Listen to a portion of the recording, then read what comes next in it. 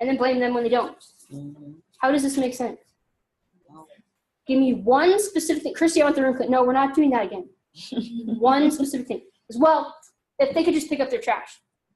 Awesome, we could do that.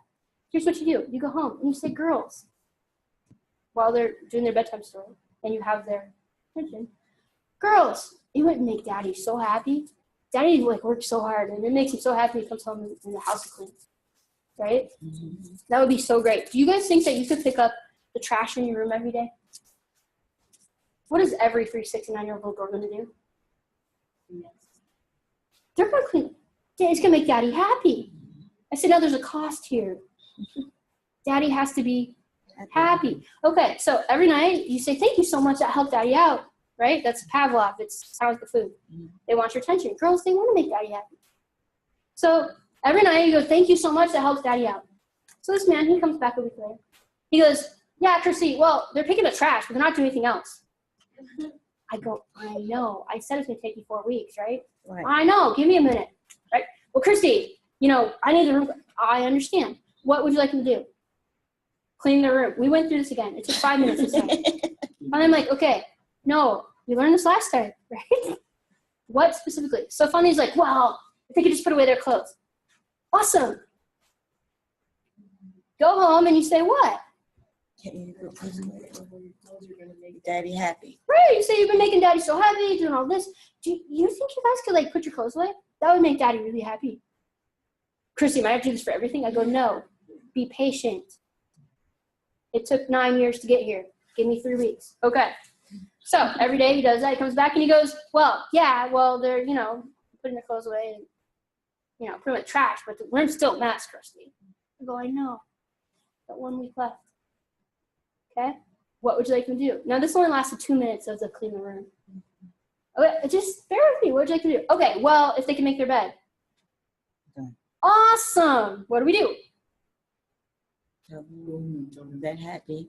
You make your bed. It makes me so happy to do these 2 things. Do you guys think you can make your bed too? Because that'd be really cool. Right? And then you're happy. He goes, Christy. I go, trust me. Right? He goes home. What do the girls do? Make their bed. Okay, here's interesting. He came back and he goes, Christy, they cleaned their whole room. They vacuumed. They, did the laundry. They did everything. I go, I know. That's what I get paid the big bucks for. So do you have to do every little thing? So I'll show you how to do that. Okay, so you start at the beginning. You know exactly what you want. So I had to teach Misha about invisible fence. Do you guys know what invisible fence is? Mm. Okay, so she's got this collar. I'm going to screw myself. Okay, she's got this collar, and it attaches to her neck, and there's a wire all the way around my property. And when she goes too close to that wire, it beeps at her. So it goes beep, beep, beep. And if she keeps going, it shocks her. Mm. Basically, I don't want it in my yard. That's the whole idea. So I had to teach Misha on how to do this. Now, what most dog owners tell me is they go, oh, dogs know their yard. They'll figure it out. They'll get shocked and not do it again. Okay, this is about the most cruel thing ever. First of all, do dogs know what this arbitrary thing called the yard is? No. Do they understand why they're being shocked from heaven? No. No. Here's what will happen. You have a 1 in 3 chance that dog will learn not to leave your yard. Option number 1, the dog runs the other way. And if the dog runs in the street, the shock does stop. So what does the dog learn? To run in the street. How do you get away from the shock? You run in the street. These are the same animals that will go, well, they'll just take one for the team. Like they attribute all these things to the dog. I'm going, no, the dog's going, that's the safe place. In the street. The dog runs sideways, in which case the dog continues to get shocked for 2 minutes. The dog now becomes petrified of the yard. Is that what you want them to learn? No. No. The dog happens to, God forbid, be peeing. At the moment it gets shocked, what will it learn? Peeing outside gets you shocked. Yeah, that's what my uncle taught his dog, that peeing outside gets a shock. So now the dog won't pee outside. He's going to pee in the house. Mm. Okay. Or the dog runs towards the house and the dog learns to stay in the yard. You got 1 in 3. First of all, I think it's totally cruel. Right? Let the dog figure it out. So I want to start at the beginning. So the first thing I do is We had to get it like a cat. Probably to like have a special fit because Misha was so small. But the first thing I do is I covered up the shockers with duct tape. I'm not covering up the nodes with duct tape. I don't want a shocker, right? Why don't I want a shocker? Right. Should I punish her for something she doesn't know yet? No. How mean is that? Right? So this is rule number 3. Start with what? What you do want. What is it I do want for Misha?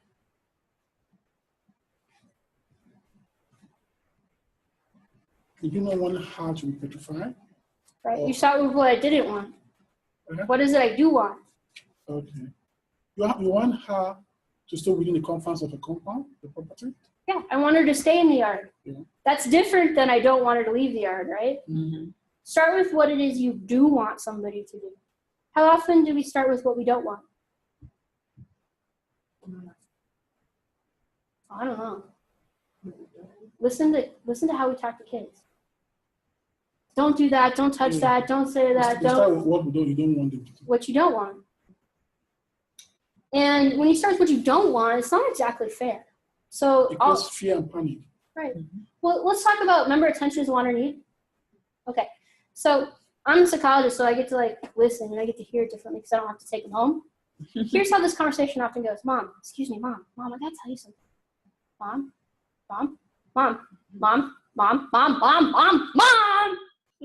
And eventually what's gonna happen? What? Usually they go nothing. Okay. What is it that they wanted? Attention. Did they start with a perfectly reasonable request for attention? Oh, look at that. Mom. All you hear is mom. What did I start with? Mom. Mom, I gotta tell you something. Mom, I want to show you something. The low You tone, didn't even hear it from me. with the low tone. Right. Is that a perfectly reasonable, appropriate response for attention? I say, can you sorry, excuse me, I want to show you something. Would you ever just ignore me? No. No. So what you've done is taught that kid what not to do. Don't yell. But you didn't teach them what? To do. What to do. Can you blame them? That's the only thing that works. They tried the appropriate way. So you didn't even hear it from me. And I can totally empathize what it's like to be a parent. I at least try. It's noisy all the time. You block a lot of stuff out, but you block out the appropriate stuff a lot of times. And so we go to the not appropriate stuff. So you don't want to start with don't do that. You want to start with do that. People don't hear no. Don't think about elephants. What's the first thing you think about? Nah, probably not. Elephants. Don't think about elephants. Don't think about tornadoes. Like the first thing your brain doesn't hear no. So you start with what you do want. What I do want is for Misha to stay in the yard. So I'm not going to punish her yet because that's what I don't want. So I'm going to wrap it up and then I'm going to take her out and we're going to go on a leash. This will take exactly 5 days. You don't know how many dog owners look at me and go, Chrissy, I don't have that kind of time. You're going to live with this creature for the next 15 years. It's 5 minutes, 4 times a day for 5 days. Make the time.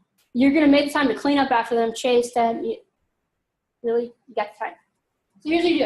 I'm going to take Misha out in the yard and put him on a leash, and we're going to go to the yard line. And what's going to happen? It's going to go beep, beep, beep, right? Remember, it makes a noise? Mm-hmm. And every time it goes beep, beep, beep, I'm going to go, oh, run away. And we're going to run away. And she's going to get a treat. Beep equals what? Stop. No? No, it doesn't equal stop. What did I say? Caution. No? You guys are starting with what you don't want. Okay. What Let's you go don't up want to the line and go, oh, beep, beep, run away. I'm teaching her that the beep is actually good. Beep means do what? Run away. And run where? To the house. So I keep her on a leash so we run the right way, right? I forgot that part. So every time I go, oh, beep, beep, beep, run away. She thinks this is a great game. I'm teaching her that I want that the yard is Safe. safe. The yard's fun. Not only safe, the yard's fun. Why would you ever want to leave the yard?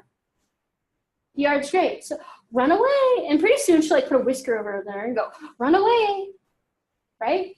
So she's learned what I do want. When she hears that I want her to do what? Run to the house. The biggest problem is with just throwing her out there, she doesn't know what direction to run. right? Remember, she's going to So run. you're trying to give her a notion of safety running towards the house? Is that Well, what- and happiness. Running to the house is fun, right? I'm teaching her what I do want. What I do want her to behave this way. And when we run to the house, it's happy making, But right? the fact that you take her towards the fence, Uh-huh. then you say run. She will have a very different picture of it. She's gonna begin to think that by the time she comes closer to the fence, you say run away. It means that something goes into her brain that the fence is a little bit unsafe. So No, I'm not running- teaching her something. I'm teaching her run away. That's fun. Oh, We have fun, right? At least run away, and we have treats and balls, and running away is good. Okay? So what I'm teaching her at this moment, that running away is good. Always towards the house. So her instinct that the good, happy, fun, safe place to be is running towards the house. I don't want to teach her anything's bad yet because she doesn't know what I do want. So you don't teach her what I don't want. See what you do. I want her to do want. What I do want is for her to stay in the house. The house is fun. So every time we go near it, run away. And pretty soon you can't really get her to set it off anymore because it's too fun. It's like a kid going whisker and run away because she wants to play the game. Now, after about 3 days, I have to take the duct tape off because I have to teach her something else. Right? I taught her what I do want. So what does she have to learn? What you don't want. What I don't want. This sucks because how hard is it for me to get her to cross the line now? She knows run towards the house. Right. It's fun. We run to the house. To get her to go across the line enough to get shocked is really hard. In fact, I usually have to go on the other side of the line, which feels like the biggest betrayal ever, and trick her. But I need her to get shocked in front of me, so I know she goes the right way. What does she have to be shocked for? What's the second lesson? Right. So running to the house is good. Mm-hmm. Going the other way is Bad. bad. And As she well. has to learn that. They don't. Huh? They don't do that. How many times has Nisha been shocked? No. Well, I made her get shocked once. And I tricked her. And I felt like a terrible, terrible person. But she has to get shocked, and I need her to get shocked when I'm there, just in case she freaks out and doesn't go the right way. So you really have it. Is it? How many times has Nisha been shocked? Now, I've walked across, well, I made my roommate walk across them. It feels like when you scuff your shoes in the winter and touch metal. It's startling, it's uncomfortable, but it doesn't hurt. It just kind of scares you. I have it set down at the very lowest level. Here's the thing though, if she was to run in the street and get run over, how much more will that hurt? If she was to run away, how many times, keep her on a lead, people that keep their dog on a long lead, they get strangled, tied up, you trip on them. So ultimately, one little static shock is infinitely preferable to, and that's why I stay with her to make sure she doesn't actually get harmed in any way. I can help her, Doesn't happen again because she goes, oh, no, we don't like that. The happy place is the yard. So now it's important to go through this process. This took me 5 days. It took me 5 minutes, 3 times a day for 5 days. Did I have to teach this lesson again? No. So here's another rule. Okay, start with what you do want. Rule number 3. Or 4. All behavior generalizes. Okay. So week 4, girls will clean up the whole room. Going back to that dad. Mhm. Okay, week 5, dad comes back and goes, Christy, they cleaned the whole house. Like the whole house, like the living room, the vacuum. I go, no kidding. What happened that they cleaned the whole house? You want to make them happy. They got the concept. And what you want to do is teach concepts, right? They got the concept of what clean is. Once you get the concept of what clean is, they're able to deduce what that means. But you have to go through that process.